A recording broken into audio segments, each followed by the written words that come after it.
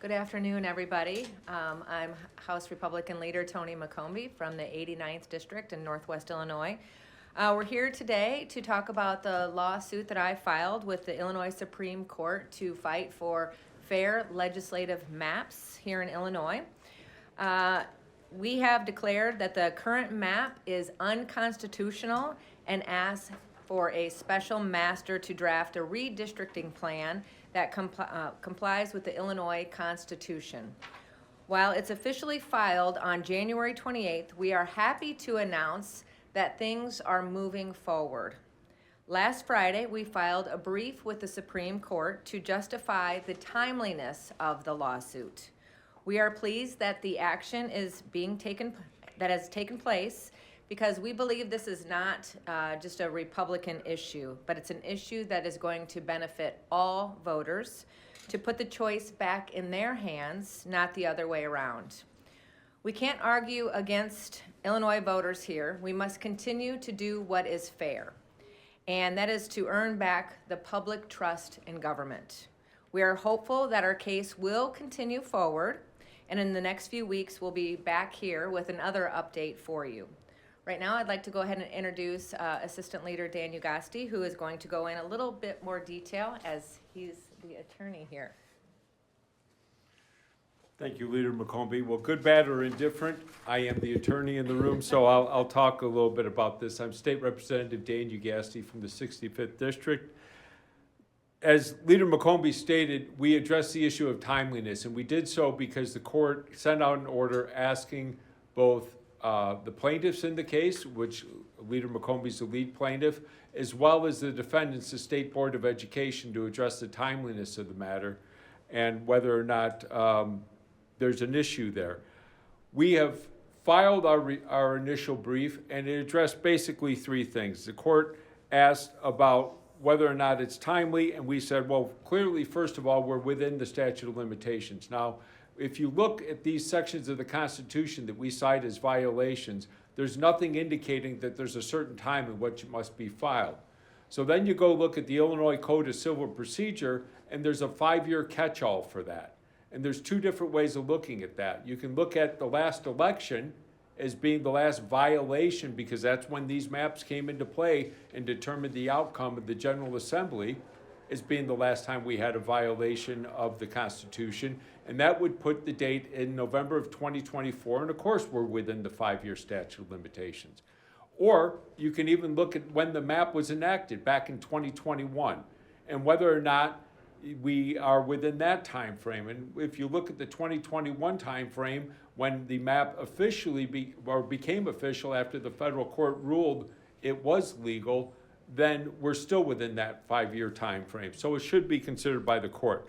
But one other issue to look at is an old common law doctrine that deals with a leader such as Leader McCombie, who is a constitutional officer, addressing a public concern, because she's not suing on her behalf. She is suing on behalf of all the voters of the state of Illinois that are having their right to free and equal elections taken away from them by this very map. And because of that, there would be no statute of limitations or timeliness question. It would be solely that we get to proceed forward on this issue. So looking at all that, and also considering a Supreme Court case, Davis versus Bandimer, I may be getting it wrong, the plurality in that case basically said, this is the U.S. Supreme Court now, that you should have 2 election cycles to look at to make sure there's actually a harm being done. Well, that's exactly what we did. We had the 2022 election in which this map was relevant. We had the 2024 election in which this map was relevant. And now we filed in early 2025, just as soon as we could after that election. You know, part of the reason we need to keep this in front of people is because this is important to the residents of the state of Illinois. We are under one-party control, Democrat control, because of constitutional violations. Our voters' rights are being violated by these very maps. And we don't just point to 1 or 2 instances. Our expert lists 52 different instances.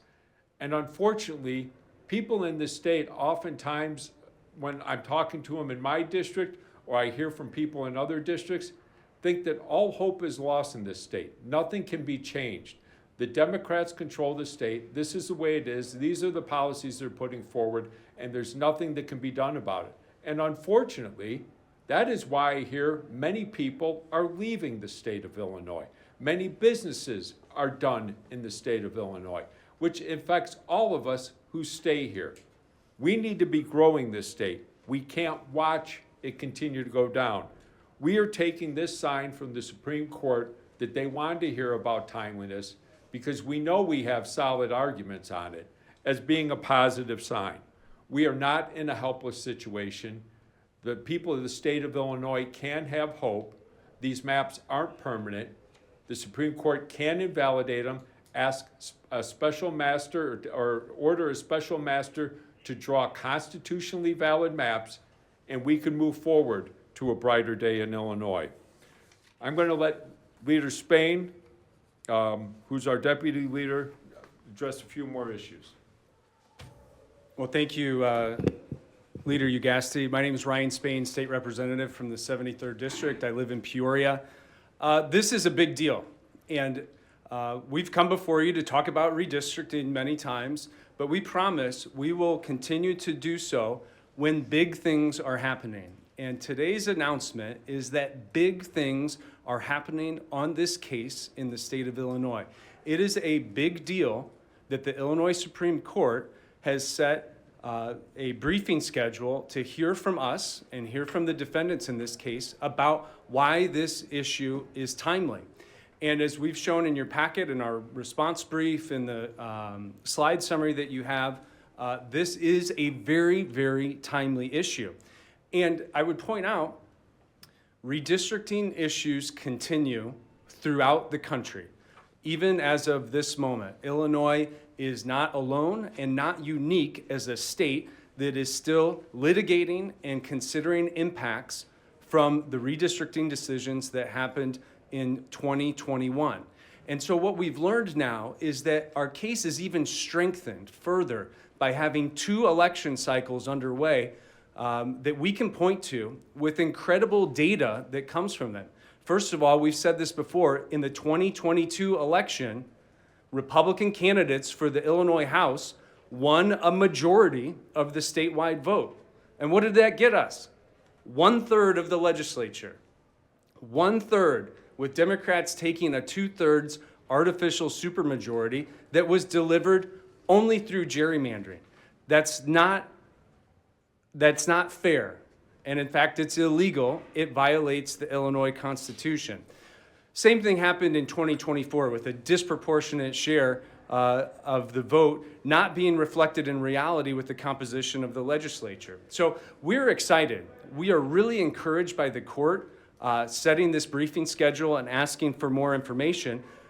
For all of us, it shows that our Illinois Supreme Court understands the gravity of constitutional rights. And when voters throughout the state are being systematically disenfranchised and election outcomes are being predetermined by politicians, that is wrong.